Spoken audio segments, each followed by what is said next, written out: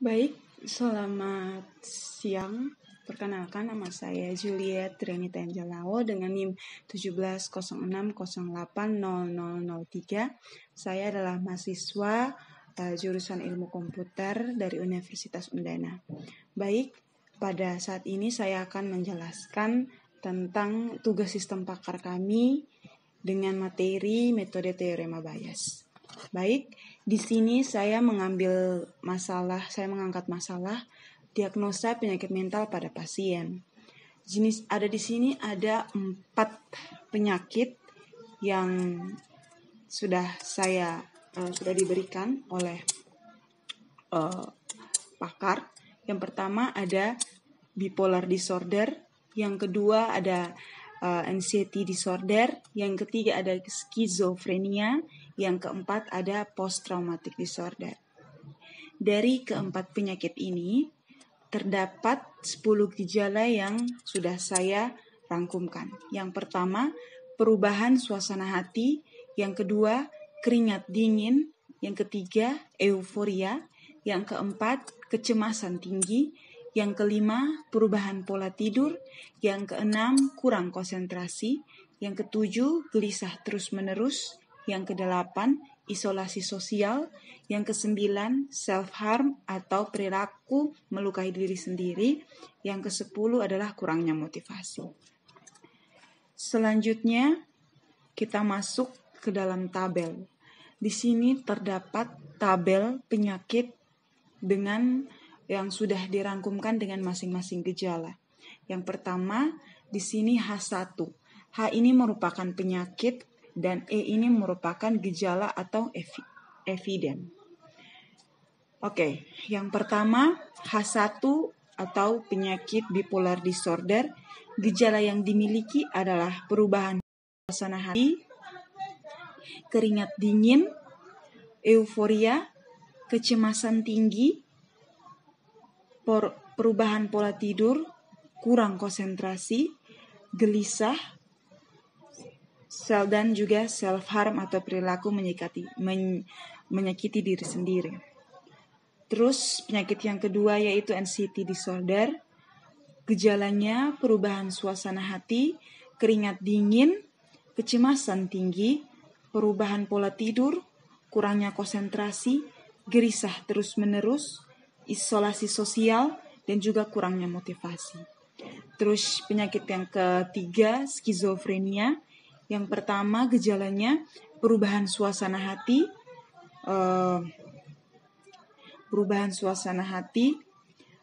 kurangnya konsentrasi, gelisah terus-menerus, isolasi sosial atau menyendiri, self-harm atau perilaku menyakiti diri sendiri, dan yang terakhir kurangnya motivasi. Terus yang keempat ada penyakit PTSD atau post traumatic disorder, di mana gejalanya adalah perubahan suasana hati, keringat dingin, kecemasan tinggi, perubahan pola tidur, kurang konsentrasi, gelisah terus-menerus, isolasi sosial, self-harm, dan kurangnya motivasi. Setelah itu, kita masuk ke dalam tabel probabilitas hipotesa. Pada tabel probabilitas hipotesa ini, sebenarnya kita memiliki nilai. Sebenarnya nilai ini diberikan oleh pakar.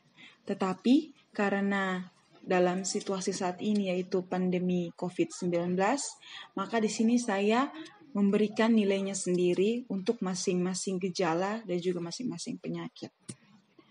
Di sini teman-teman bisa lihat semuanya, di mana untuk penyakit bipolar disorder memiliki yang dengan gejala perubahan suasana hati, nilainya adalah 0,18. Untuk penyakit anxiety disorder atau H2 ini memiliki gejala di E1 sama juga perubahan suasana hati, nilainya 0,1. Terus penyakit skizofrenia di sini untuk gejala 1 atau evidence 1 yang untuk perubahan suasana hati, nilainya adalah 0,17. Dan yang terakhir, penyakit H4 PTSD atau Post Traumatic Disorder dengan gejala yang sama memiliki nilai 0,05. Teman-teman bisa lihat di sini nilainya. Jika teman-teman melihat ada nilai yang 0, karena penyakit ini tidak memiliki gejala yang dimaksud, makanya saya memberikan nilai 0. Selanjutnya kita masuk pada tabel. Ini merupakan tabel probabilitas. Nah, dari gejala yang dialami pasien, dari hasil pengamatan dokter, sebagai masukan untuk menghitung nilainya menggunakan metode Bayes. Di sini saya mengambil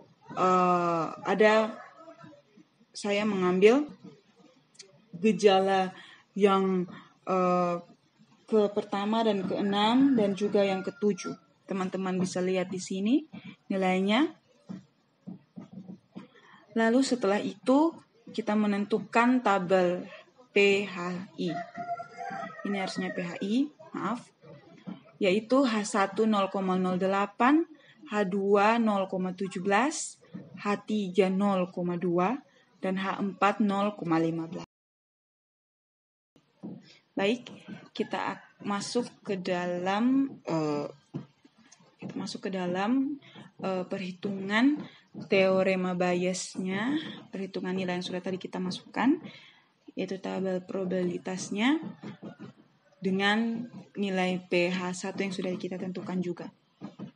Baik, kita akan menghitung PH1-nya. Di sini rumusnya PE1H1 dikali PE2H1 dikali PE3H1 dikali PH1 per PE1H1 dikali PE2H1 dikali PE3H1 dikali PH1 ditambah PE1H2 kali PE2H2 kali PE3H2 kali PH2 tambah PE1H3 kali PE2H3 kali PE3H3 kali PH3 tambah PE1H4 kali PE2H4 kali PE3H4 kali PH4. Nah, kita kembali lagi ke tabel probabilitasnya. Di sini kita akan mengkalikan H1, kita akan menghitungnya. H1 nilainya 0,08, teman-teman bisa lihat.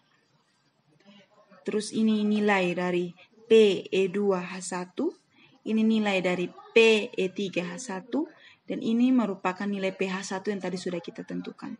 Kita bagi dengan PE1H1 kali PE2H1 dikali PE3H1 dikali PH1 yang tadi sudah kita tentukan. Terus ini kita kalikan juga dengan ini nilai dari PE1H2, PE2H2, PE3H2, dan PH2 ditambah dengan PE1H3, PE2H3, PE3H3, PH3 ditambah dengan PE1H4 kali PE2H4 kali PE3H4 kali PH4 BH4. Nilainya adalah 0,035080. Kemudian kita menghitung PH2-nya. Rumusnya masih sama, hanya saja kita menggunakan perhitungan di mana PH2 yang ini kita balik menjadi pembilang. Kita menggantikan posisi H1 yang tadi. Hasilnya kita masukkan nilainya dan hasil untuk PH2 ini adalah 0,17394. Sama juga dengan PH3, kita tinggal menggantikan nilai P3-nya. dan nilai yang didapat adalah 0747. Lalu yang keempat terakhir sama juga perhitungannya, dan kita mendapatkan nilai 0,029234. Lalu setelah kita sudah mendapatkan semua nilainya, kita mencari nilai yang paling besar di antara semua hasil pH 1, pH 2, pH 3, dan pH 4. Di sini untuk pH 1 kita mendapatkan nilai 0,035080, untuk pH 2 0,173942, untuk pH 3 0,747125, dan untuk pH 4 kita dapat 0,029234. Dengan ini kita mendapatkan nilai yang paling terbesar yaitu 0,747125. Maka kesimpulannya adalah dari hasil perhitungan diagnosa penyakit kejiwaan pasien menggunakan metode teorema Bayes dengan hasil perhitungan nilai tertinggi 0,747125 yang merupakan nilai dari H3 atau penyakit kode dari penyakit skizofrenia. Maka dari perhitungan ini kita mendapatkan kesimpulan bahwa pasien mengidap penyakit skizofrenia. Oke, baik. Mungkin hanya itu penjelasan dari saya. Mohon maaf bila ada kesalahan, baik kesalahan kata ataupun kesalahan penulisan pada slide. Saya mohon maaf jika mungkin ada kekeliruan dalam hasil perhitungan. Dan saya berharap semoga penjelasan yang sudah saya berikan dapat berguna buat semua yang menonton video ini. Selamat siang dan terima kasih.